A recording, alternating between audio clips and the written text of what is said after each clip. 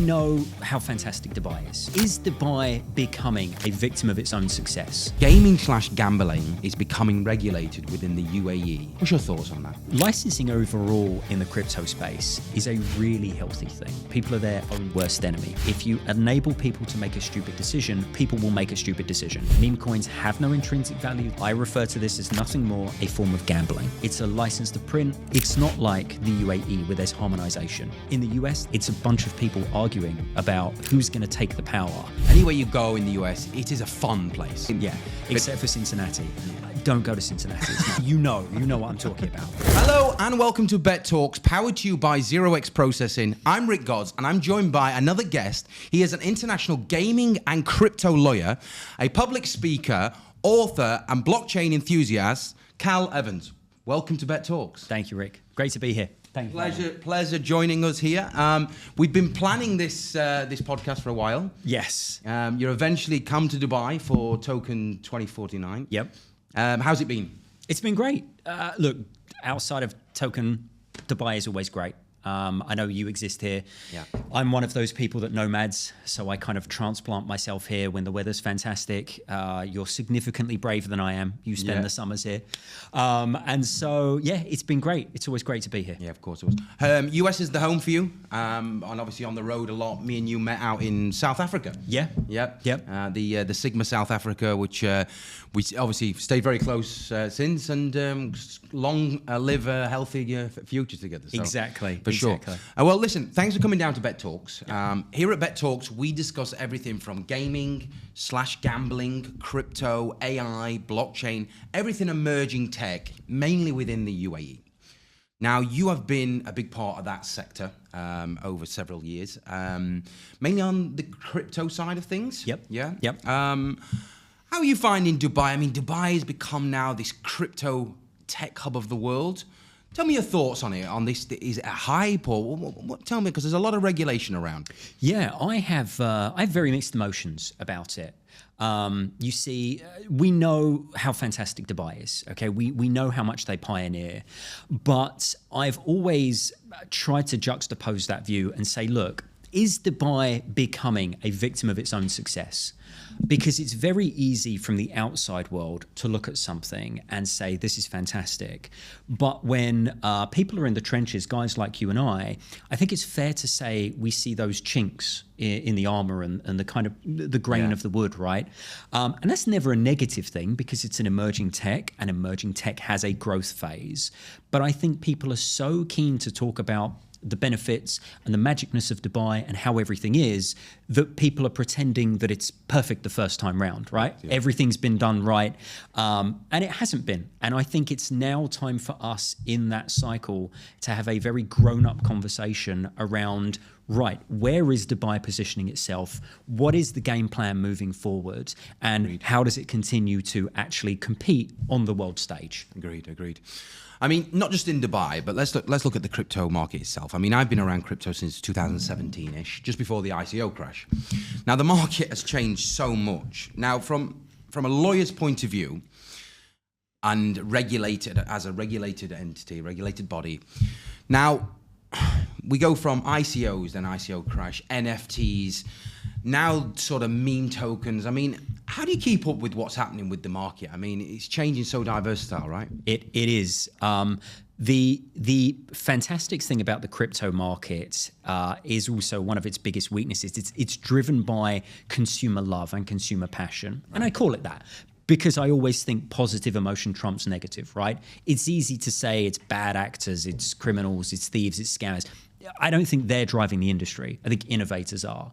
And the thing with innovators in a very unrestricted world, which is what crypto has been to date, is that they go for the quickest avenue to innovation. Sure. And this is why we saw that real transition phase. And I, like you, have been in it since 2017 professionally. And I remember the I remember the ICOs, the IDOs, the IEOs, the ITOs, the SEOs, the SOOs, all of these as they went through, and even the HTOs. In fact, actually, we used to have a special section on our company website which related to the HTO, which was one of the kind of first things that we put together concerning security tokens and utility tokens at the same time, hybrid token offering. Sure. You look back now and you think, well, that was one of a succession of things. But, when we kind of wrote that and we focused on it, we thought it was the game changer. And so it's interesting to see how the industry has continued to evolve. It is evolution, but it's going down weird and wonderful avenues as, the good stuff dies, right? Sure. Yeah. So crypto is emerging, like we know. It is becoming more acceptable, more usability, there's more mass adoption. Now, especially in Dubai, it's becoming very crypto friendly, such as purchasing property, purchasing automobiles, right? Cars. Do you see that happening in the US anytime soon? I do not. The US has been stifled in terms of trying to make any kind of headway with crypto. And we're seeing a lot of positive noise right now, but very little movement. It is inherently a situation around how the US is created, right? Because the US is multi-jurisdictional on so many levels, on a vertical and a horizontal. And by that, I mean you have federal rights, you have states' rights, you have individual rights, and all of them, they don't necessarily work always well with each other. And in fact, you see that in the regulatory landscape. And when you talk about securities or anything like that, there's different regulatory bodies that compete. It's not like the UAE where there's harmonization. I always draw the distinction between the DIFC and the DMCC. They don't compete with each other. No. They see each other as brothers and sisters. In the US, that isn't always the case. The states compete, the regulators compete, the bodies compete, and then the federal government comes along and competes. Right. And in this particular instance, the competition isn't a good thing. It's a bunch of people arguing about who's going to take the power and who's going to run with it. And who's right and who's wrong. Exactly, exactly, right? Yeah. I get you. So let's look at licensing and regulation for the crypto market, right? Because at the end of the day, it's still an unregulated market, right? Yep. Okay. Yep. But there is such as like VARA license coming into play. You as a lawyer, explain to me your opinion on that. So we'll start with talking about licensing overall, and then I'll kind of boil down onto VARA. Yeah. So licensing overall in the crypto space is a really healthy thing. It's seriously healthy, right? We know that you cannot exist and you cannot operate in a world without rule and law, okay? I'm all for freedom, I'm all for empowering people, and I love that. But I always think things have to be done in a nice little confined space, sure, right? And so you have to make sure that people are protected. I'll say this very tongue-in-cheek. People are their own worst enemy, right? If you enable people to make a stupid decision, I hate to say this, but people will make a stupid decision because greed fuels a lot of what people do. You will never get rid of that, Agreed. Ever. It is one of the reasons why in gambling and gaming, there are control rules, right? There are laws, there are controls. We see the same, and we need the same in the Web3 space and in the crypto space. Yeah. So as a overarching umbrella conversation about regulator, it's very cool to see so many international regulators, the United Kingdom, the European Union. They are doing very cool things specifically aimed at crypto and Web3. Yeah. I, for example, have helped the all-party parliamentary group on blockchain in the UK. Wow. I've seen what they've been doing. I was part of the blockchain task force with the Treasury and the Bank of England a couple of years ago. We kind of worked with them, with the BBA, British Blockchain Association. There's been this real evolution about how and what and where, and we are dealing with regulators that are slow to act, but it is not their fault, because they have to be succinct, right? I mean, it's the rule of law. You can't rush law. And so it's very encouraging to see that. Focusing down on VARA, VARA is Dubai's answer to the crypto and Web3 space operating so much within this Emirati. It's really their answer to it. There are lots of pieces and parts that have been taken from other jurisdictions. And in fact, a lot have copied or been overburdensome or easier. That's a sliding scale, right? For example, the British Virgin Islands, the Republic of Seychelles, they all now have their own VASP or VARA equivalent. And lots of countries are beginning to actually build their own framework around it. Yep. So it's as a lawyer, it's incredibly cool to see. What it does is it gives that jurisdictional arbitrage, right? What are you trying to do? What are you trying to achieve? Who are you trying to target? Yeah. And it both opens and closes that. It opens it because you now have a choice. You have a choice where you can be licensed. You have a choice where you can be regulated, right? Some of them are mandatory. If you enter a market, you have to be regulated, like the UK, like Dubai. But others they look at what's called the nexus element. Do you do business here or are you actually based here? So it's very, very cool to see the opportunities that are kind of springing up, right? But so VARA is Dubai's answer for that, and that's them competing on a global stage with other regulators. Good answer. So, as a lawyer, the market obviously is radically changing from one pillar to post. How do you keep up with that? Lots of long nights. One of the things you and I were talking about is the amount that we travel, and those long haul. Those flights are perfect for just digesting and reading. Yeah. Every law, every rule, every decision is open source. It's all there for everybody to read. It is the reason why ignorance is not a defense for a crime you commit, right? It's there. You can read it. And dare I say, it's kind of your responsibility to, right? If you're in this space, learn it, or at least have a rudimentary working of it. And I'll talk a little bit more about that in a second, actually. But effectively, you can just read it, digest it. And I always say this, Rick, regulators will talk to you. They are not a big, bad ghoul that sits under a bridge that looks to jump you every time you walk over it, right? VARA are responsive. The UK FCA is responsive. The European Council and various European bodies are responsive. The Republic of Seychelles replied to the FSA and the Republic of Seychelles replied to our emails in 48 hours. We had questions for clients and they come back. This is a business opportunity for them as much as it is for everybody else. So you can get that information freely. It's open. You don't need to go and find a lawyer and spend thousands of dollars to just get the basic information, right? Side note, I'm not an advocate of ChatGPT. I love my tech, right? But I get a lot of people that go to ChatGPT, they look at something. We now know that ChatGPT is making stuff up. So don't go to ChatGPT. If you have questions, go to the regulator. Sure. Ask them. They'll give you it. That's a little bit of what we do. But for me, it is also the good old-fashioned reading, right? Okay, let's take this down. Let's look for it. Let's find out where it's strong, where it's weak, and how our clients and other people can work with it. Sure. So we've looked at the licensing, we've discussed the licensing and the regulatory of cryptocurrency as a whole. Now let's look at the reality of the market. What's your thoughts on meme tokens? Oh man, this is something we know right now. I mean, what's the date today? We're 2025. So if you're watching this in 2 years' time, I imagine the market has probably changed.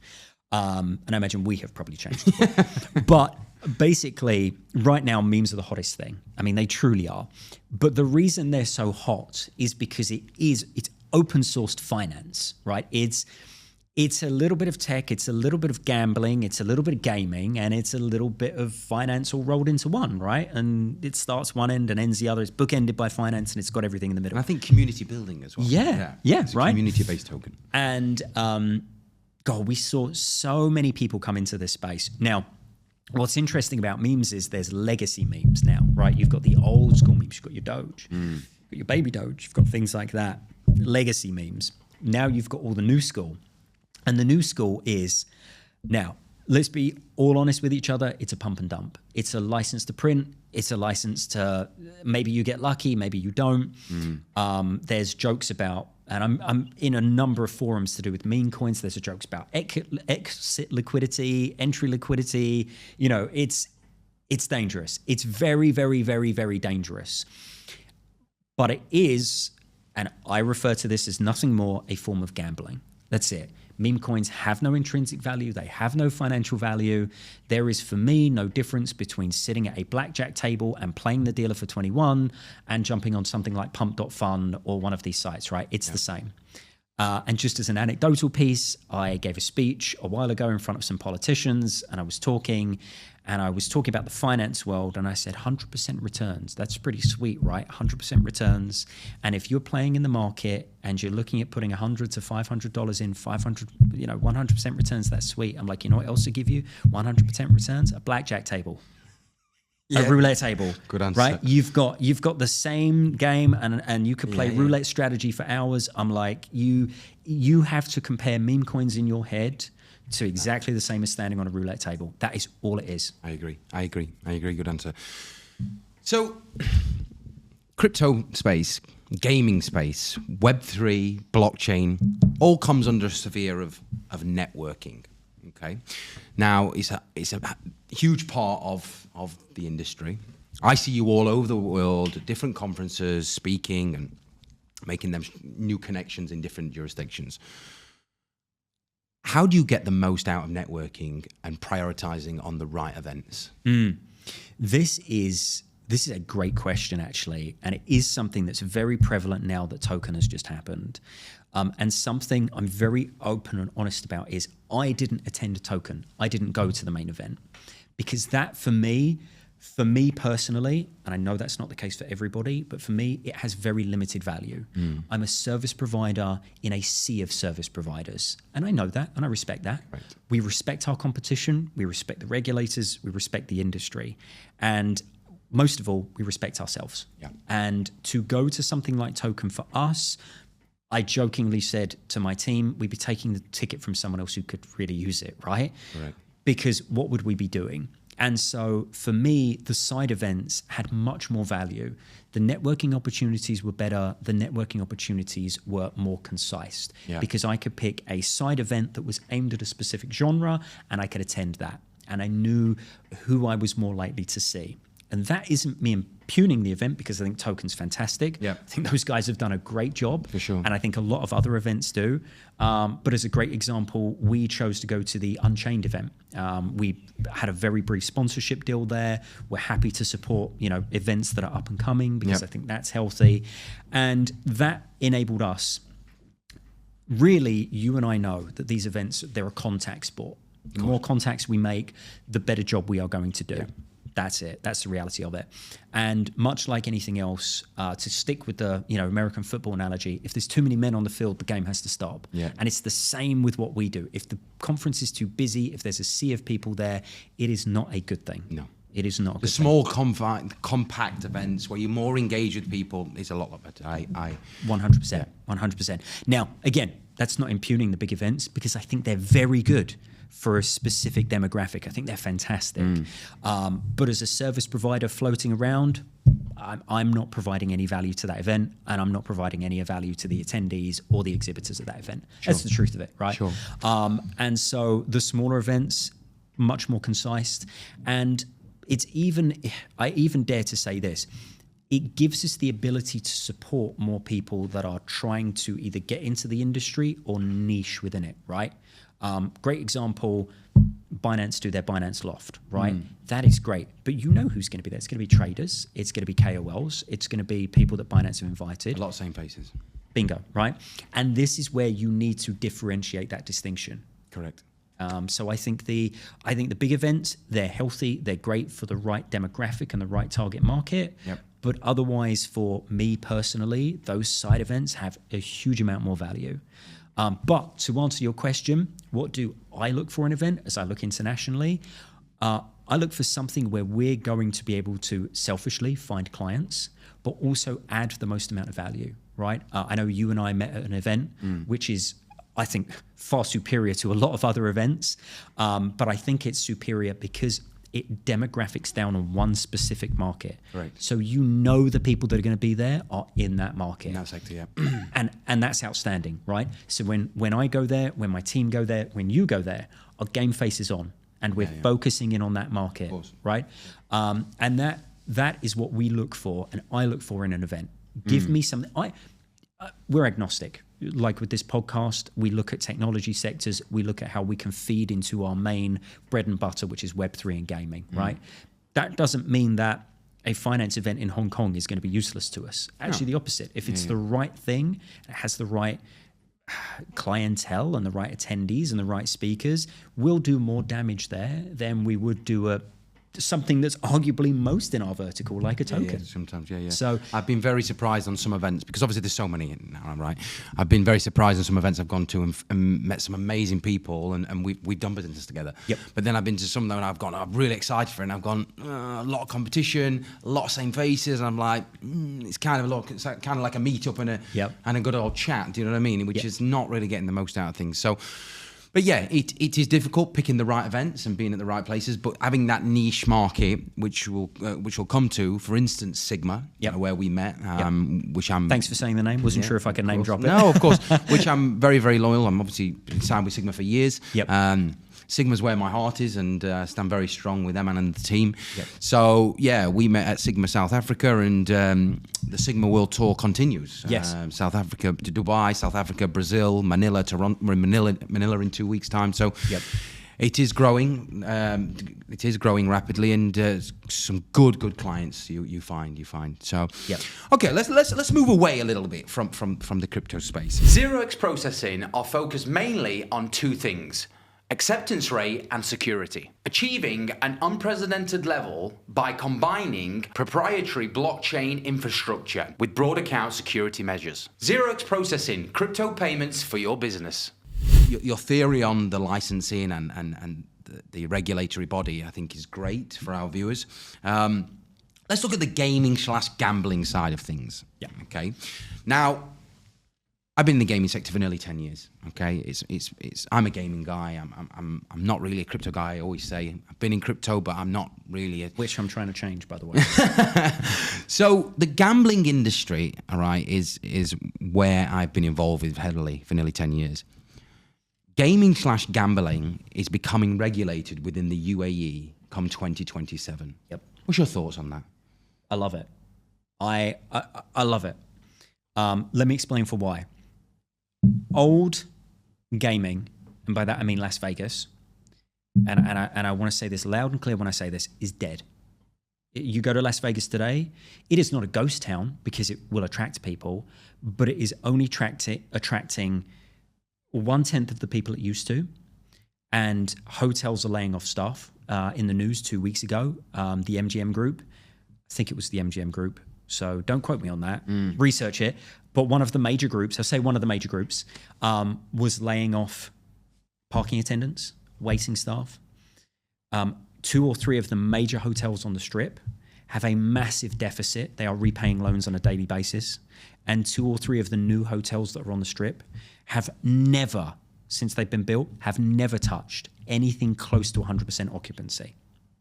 And that tells us everything we need to know about and I will call it the legacy gaming industry. I think that's fair, right? Land-based, Land-based, thank you. Land-based legacy gaming industry. Because when you go to Vegas, let's juxtapose these views, right? If I'm in New York, I have to go to JFK, I have to go through security, I have to wait in the lounge, I have to get on the plane, I have to fly for 4 hours, I have to land, I have to go through minimal security, I have to grab my bag, I have to get in a taxi, I have to go to the hotel, and I'm in Vegas. When I'm in Vegas, a drink is going to cost me a minimum of $20. Unless I want to drink somewhere, me personally, I don't want to drink, right? The tables are set at ridiculous stakes. Yeah. The tables have a very mixed demographic unless I want to be dropping $1,000 a turn, which, okay, some places I would, but again, not where most of these places. You want a buffet, it's going to cost you $20 to $50. You want, everything costs money. Yeah. Now, I get that. I really do. But let's juxtapose that view with I go to JFK, I do exactly the same stuff. I spend a little longer on the plane and I land in the UAE.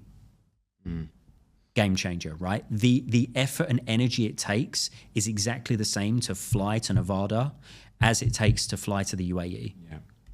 I mean, I always say this theory, right? So just so your concept is that basically Vegas is dying of death. Yep. Right? The foot traffic is not as busy as it used to be. Yep. I'd still say a tourist area is still a big. Is it still America's playground? That's a fine line. I would actually. That's a great point. I would say now it's only America's playground. I would say it's only America's playground. And I would say, especially since COVID, because I know COVID hit Vegas very hard. Yeah. They've never quite recovered. Atlantic City? No, that's to use a terrible English term. That's deader. No, that's truly dead. Yeah. There is a joke that says you only go to Atlantic City when you can't afford the flight to Vegas. Right. That's the truth of it. Right. I like that motto. Yeah. So if you look at the world globe, we've got Vegas, you've got Macau. What's in the middle? Ras Al Khaimah. Bingo. So this is going to attract more Americans. It's going to attract more of the Chinese. Yep. And also they're going to grow their Emirates. Yes. Right. And the reason why, in my opinion, but it's a very strong opinion, the reason why they're not starting gaming/gambling in Dubai is because they want to expand out. Yep. There's nothing in Ras Al Khaimah. There's nothing in Sharjah. Right. Let's face these facts. It's very up and coming. Mm-hmm. I mean, these plans that they have, Ushuaia's moving to Ras Al Khaimah now. Yep. I mean, you got the address there. Nikki Beach is going to be there. I mean, this is the next Miami. Yes. Right. Yep. What's coming along. So it's very, very exciting times ahead. And yeah, we're going to be heavily involved in pushing and interviewing key players for the win. Good. But it is American branding, right? Yes. And this is great because there is one thing that could never be denied. You will never be American hospitality service. In the service industry, Americans set the gold standard. You walk into any 5-star hotel in America and you don't just expect, you demand a certain level of service. Yeah. And I believe that is the expectation that RAC is setting. And I believe that is something that the Win will deliver. So I can talk as much trash as I want about Vegas as a place, but I think those brands that are there, they crush what they do. I mean, they're huge. They are the entertainment space. Yeah, they are the entertainment. Yeah. The US, let's face the facts. The US is fun, right? Yeah. The US is a fun place. Exactly. Yeah. What were we talking about before we started? Miami. Yeah. Yeah, exactly. Anywhere you go in the US, it is a fun place, Yes. right? They've got their issues, but everywhere has their issues. Yes. Right? Yeah. Except for Cincinnati. Don't go to Cincinnati. It's not a fun place. It's not a fun place. If you're from Cincinnati, don't email me and you know what I'm talking about. But everywhere, pretty much every sort of major city in the US is fun, right? Yeah.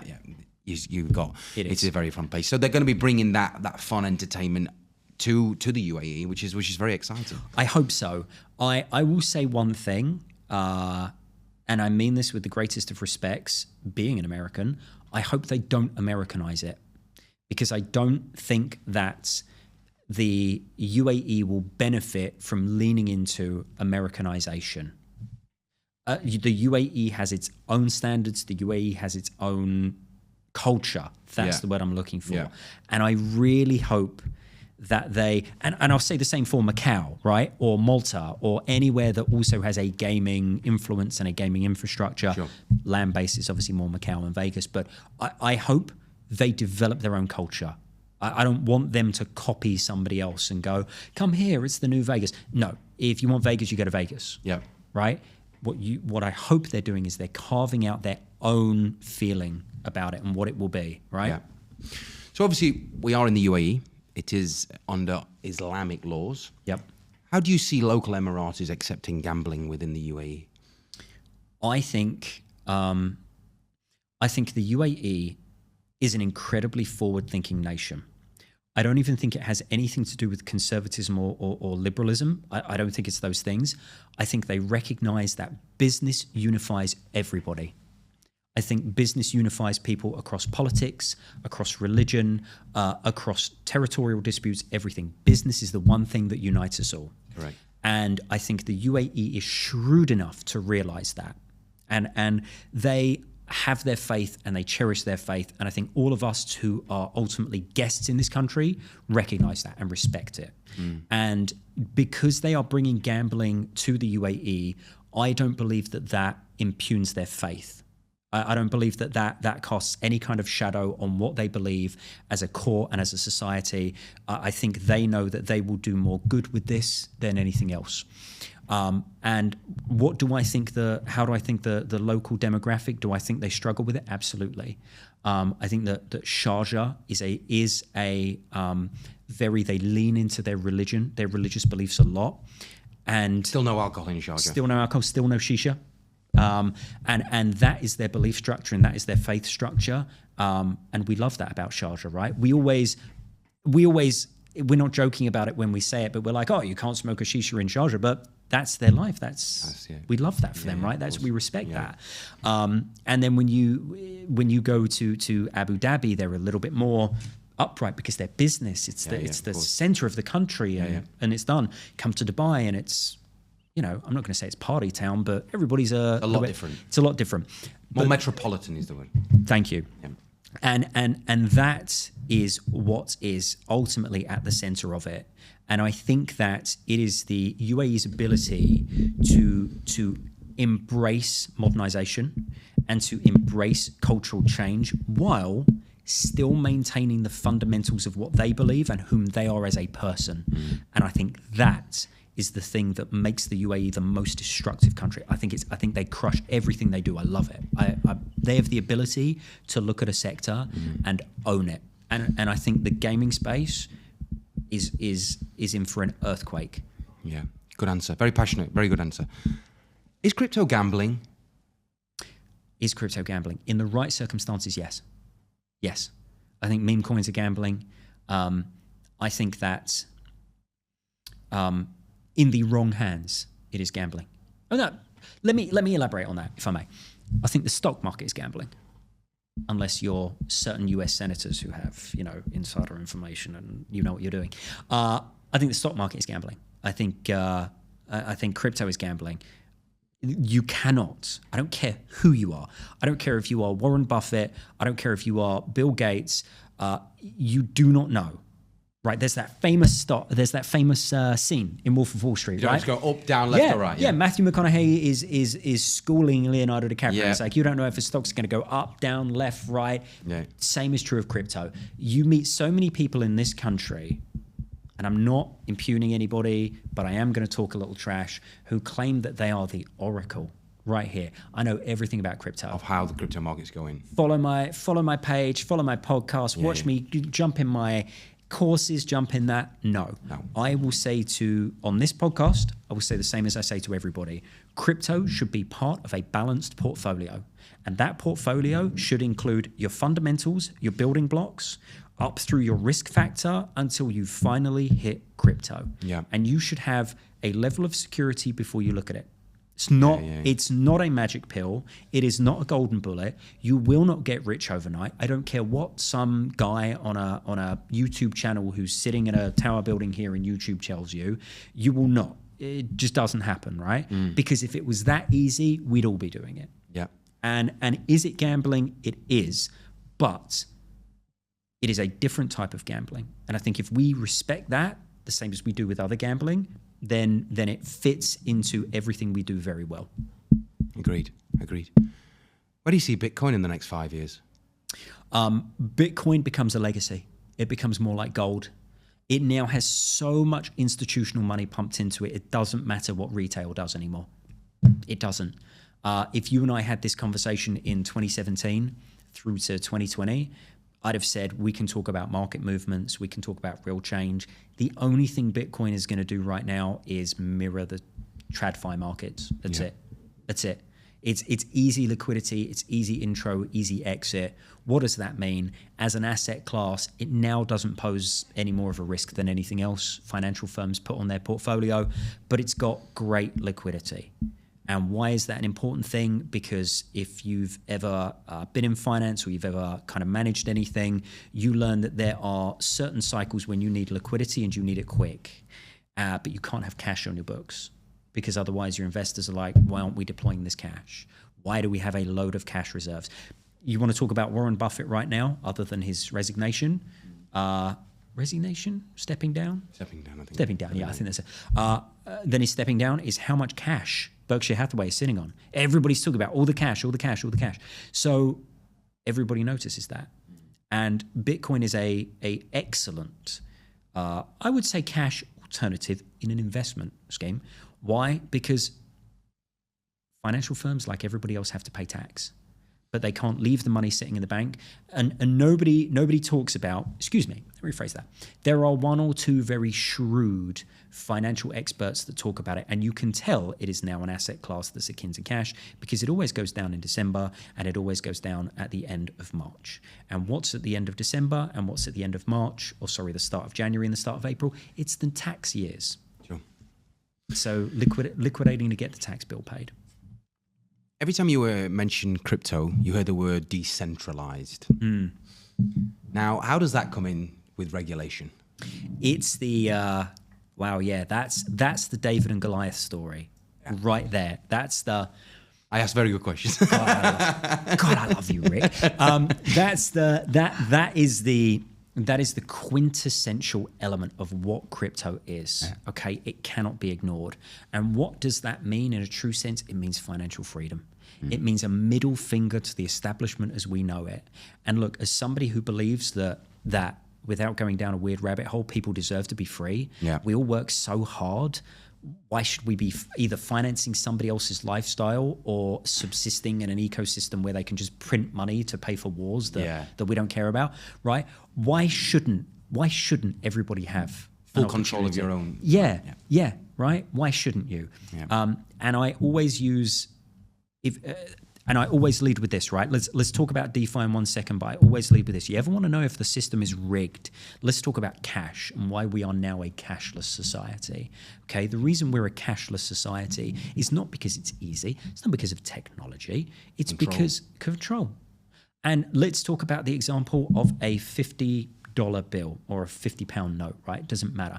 If I have £50 and I need to pay you £50, I give you the £50. That's still £50. You then pay for something else. That's still £50. You pay for a haircut, right? Your hairdresser then pays something else. That's still £50, right? Yeah. If I do that on card or with that, 2% goes to those guys and 1.5% goes to those guys. You then do that. So that £50 is now £48, right? And then that £48 goes to somebody else and that becomes £46 and that becomes 40. So it's an inevitability that the money is only going one place. Deteriorating. It's deteriorating, but it's not only deteriorating, it is going to those service providers. Yeah. It exists, it's all going to but the value place. of that £50 is deteriorating. Is deteriorating, correct. Yep. And that is where DeFi comes in, right? Because DeFi says you don't need a middle person. We have all this technology. You don't need a middle person to handle your cash. Why should you? And I have said this for years, Rick. You can catch videos about me talk about it on stage back in 2018, 2019, and I say this. We are not moving forward in a monetary sense. We are moving back. We are going back to our origin story. And if you ever doubt that, watch a Western. Watch any Western video, and the guy walks into a bar, and he's like, hey, boss, I need a bed, I need a place to put my horse, I need a bath, and I need a woman for the night. And he just throws a bag of coins at the guy. There's no discussion about how much that costs. Yeah. They don't talk about it. He's just paying him for it. Of course. And that's what we're going back to. Yeah, agreed. Great answers, great knowledge on the market. I like it a lot. You're also an author. Yes. Tell me about your book. So I wrote The Little Book of Crypto. I did it while I was traveling. It was a labor of love. It's a little anecdotal. It's a little tongue-in-cheek. There are some few things that, like all authors, I embellish. There are some few things that I make points about, and it's my creative style of writing. Yeah. Okay, some of it's embellishing, some of it's truth, some of it's anecdotal fiction, and it's good. It's a healthy mix, right? But the whole point of it was, back when I wrote it, to help people understand what crypto is in a theological sense. Because there are so many people that wanted to know what it was, but they didn't want to understand the economics of it, right? And the biggest example of this for me, Rick, and you will appreciate this being a fellow Brit, was the pubs I used to go to. And whenever I'd go and visit my dad, we do what all Londoners do. We go drink in a pub. And my dad would tell people, my boy works in crypto and this Bitcoin stuff. And the same question. This Bitcoin stuff. Yeah. And the same question came over and over again. Oh, what is it? How's it not a scam? How does it work? That's my London accent, by the way. How's it not a scam? How's it, it's just all a scam. And so I wanted to write something that was simple, that was easy, that the taxi driver in London, because that's who I had in mind, could read little anecdotal, little couple of comical stories, a little tongue-in-cheek piece, little embellishment, little bit of this, a little bit about that, and along the way he'd learn about crypto. And it was no magic, like I say, it was no magic bullet. It wasn't going to teach you how to trade the market. It wasn't going to teach you to be a millionaire, because nobody can. But it was just going to give you a nice little footstep into it, right? And it was very, very cool. It was very cool to write and very cool to be a part of. So one of my theories is, I'm not saying I'm not a big believer in crypto. I am on the payment side of things. Yep. Now, let's face the facts. 97, 98% of these crypto projects fail. Yep. Okay. Crypto, in my opinion, is an easy way of payment transactions, right? How do you see, within time, regulation coming through that makes it less of a Wild West industry? Because let's face the facts, it is the Wild West out there, right? There's a lot of stuff that's happened. Yep. More bad than good. Yeah. More bad than good. Yep. Right? Yep. You hear a lot of success stories. Do you believe all of them? Absolutely not, in my opinion. No.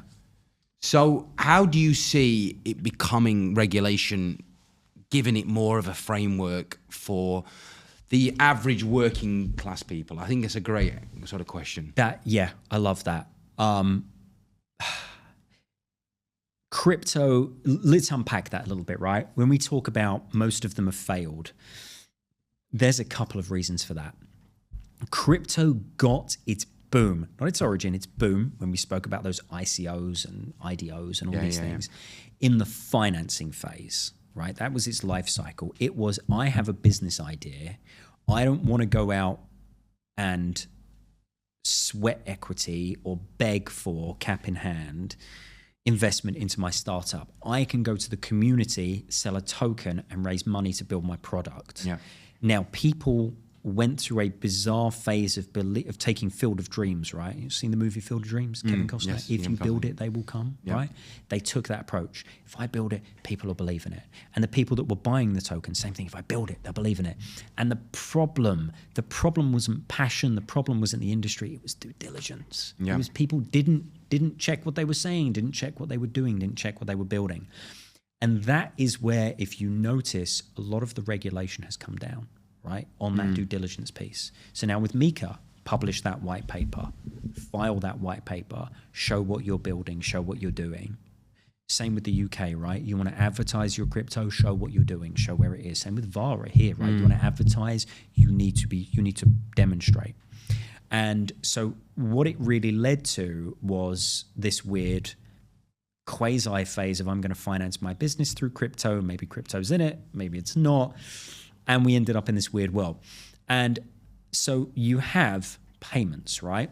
Payment as crypto is one element of it, and it's fantastic. And you can catch that speech I did at Sigma in Brazil last year, not this year, last year, talking about why crypto is superior, right? Versus card payments, versus blocking, because as a gaming provider, let's revisit that very quickly because it's important for your viewers, right? As a gaming provider, crypto provides an end to a headache of the two biggest concerns that you have as a gaming provider. Number one, your bank account gets frozen. Oh my gosh, I can't pay out. Right? Number two is those credit card clawbacks.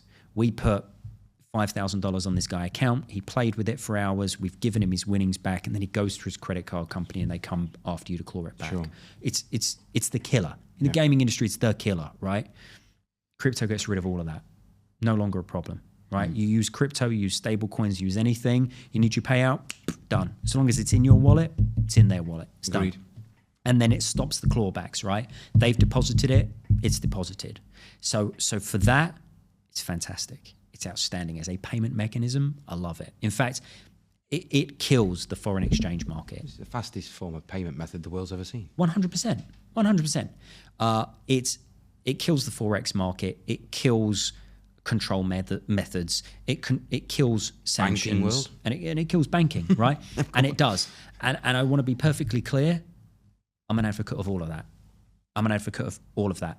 I think gaming providers, I think your viewers, I think gaming providers shouldn't have to work in a risk. When they have to go and get fully regulated and they have to go through all of those hurdles to build the kind of companies, why should they have the risk of then having their bank accounts frozen?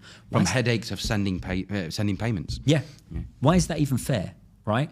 And then KYCs, KYBs, etc. Bingo. Yeah. And we know that. But you and I know, right? You and I know two things. KYC, KYB, all of those things, they're done regardless. I mean, because you need to know who you're doing business with, who your clientele are. Yeah. And this is where there's such a disconnect between regulators and everything. So let's talk about the gaming industry specific. Let's go down a weird rabbit hole, right? Why would you not KYC, KYB so that you can verify that that player is real? That is that player, those metrics of that player, that's the value. Of course, that's a different scenario. Yeah. To sort of, if you're using crypto as a form of payment method to registering a player through KYC, KYB, I get that. Yep. Because you got to know your players, right? Yep. But as a transaction, for me to send you funds, zero. Yep. Right? Fantastic. Every day of the week. Yeah. Every day of the week. And it's such a healthy thing. But let's talk about why it's so much cooler. Because there is now so much turmoil in the world that ordinary people are being hit day in and day out. And I don't care. I don't care what your religious beliefs are. I don't care what your political beliefs are. I don't care. You have the right to own, control, and spend your money. And you have the right to do that because you have the right to feed your family and protect yourself. Agreed. And why should, because your politicians have decided to go and attack your neighbor or vice versa, you are no longer able to pay for things? Why? How is that? Agreed. It's insane. Yeah, agreed. It blows my mind. It's something I could talk about for hours. Yeah. And I think it's fundamentally wrong. Yeah. Right? Your money is your money, and it's a right. Agreed. Cal, it's been great having you on the show. One more last question, just for words of wisdom and a bit of advice to our viewers. What advice would you give to up and coming people, investors, or looking to set up a business within the cryptocurrency space? What advice would you give?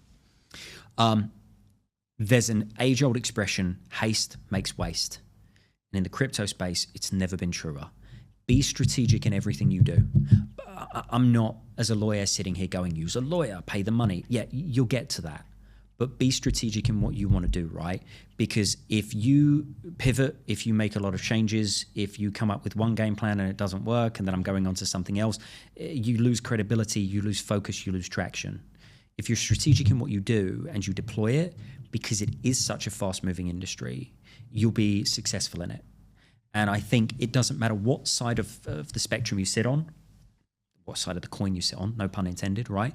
You have to be strategic in what you're doing. And if you can do that, if you can actually hunker down and you can treat new technology with old school business acumen, you crush it every day of the week. Yeah. Agreed. Good answer. Cal, it's been a pleasure having you on the show. Before we leave, here's a little present from our main sponsor, 0x Processing. Thank you. For all of our guests. Thank you. Please tag on social media, 0x Processing and BetTalks Weekly. It's been a pleasure having you on. I thought some good insights there, some good conversations, and all the best for the future. Appreciate it. Thank you, Rick. Cheers. Pleasure. Thank you.